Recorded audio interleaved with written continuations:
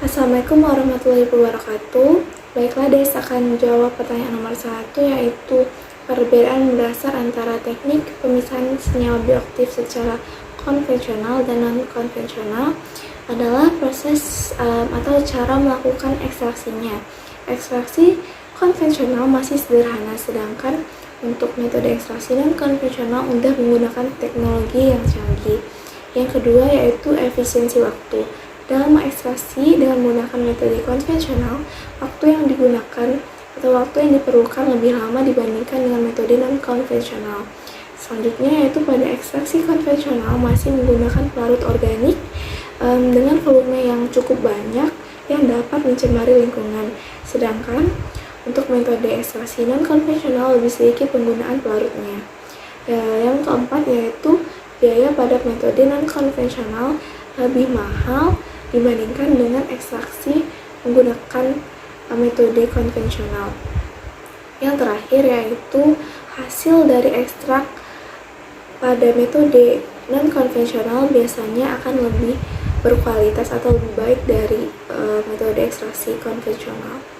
Kelebihan ekstraksi non-konvensional yang pertama yaitu efisiensi waktu. Contohnya pada microwave assisted extraction. Ekstraksi ini memanfaatkan radiasi gelombang mikro untuk mempercepat proses ekstraksi melalui pemanasan pelarut. Yang kedua yaitu hasil ekstraksinya tinggi.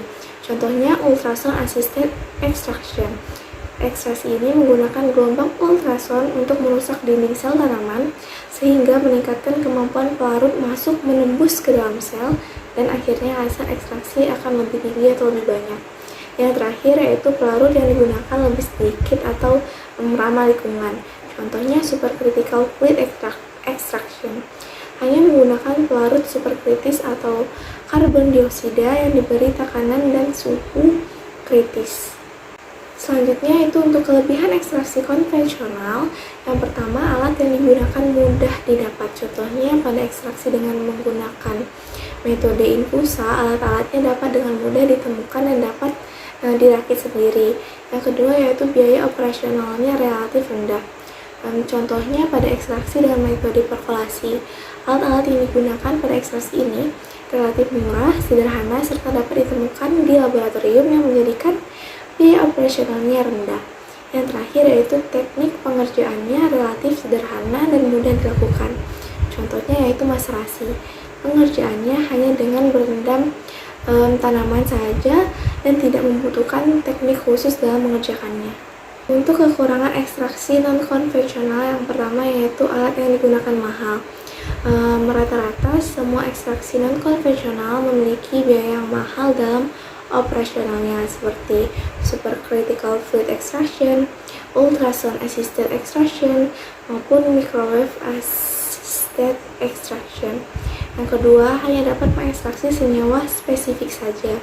Contohnya SFA atau supercritical fluid extraction.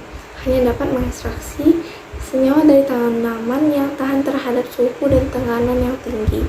Yang terakhir yaitu alat yang digunakan dalam ekstraksi non-konvensional jarang ditemukan di Indonesia, seperti supercritical fluid extraction maupun enzyme assisted extraction.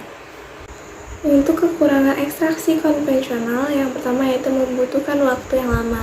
Contohnya yaitu pada saat ekstraksi dengan menggunakan metode ekstraksi dekokta yang membutuhkan waktu 30 menit untuk pemanasannya. Yang kedua yaitu membutuhkan jumlah pelarut yang besar. Contohnya pada metode ekstraksi dengan menggunakan reflux yang harus diganti pelarutnya setiap 3-4 jam sekali. Yang terakhir yaitu hasil rendemen rendah dibandingkan dengan menggunakan teknik non-konvensional. Baiklah, sekian jawaban Des untuk pertanyaan pertama. Ujian isolasi senyawa bioaktif, lebih dan kurangnya mohon maaf. Wassalamualaikum warahmatullahi wabarakatuh. Terima kasih.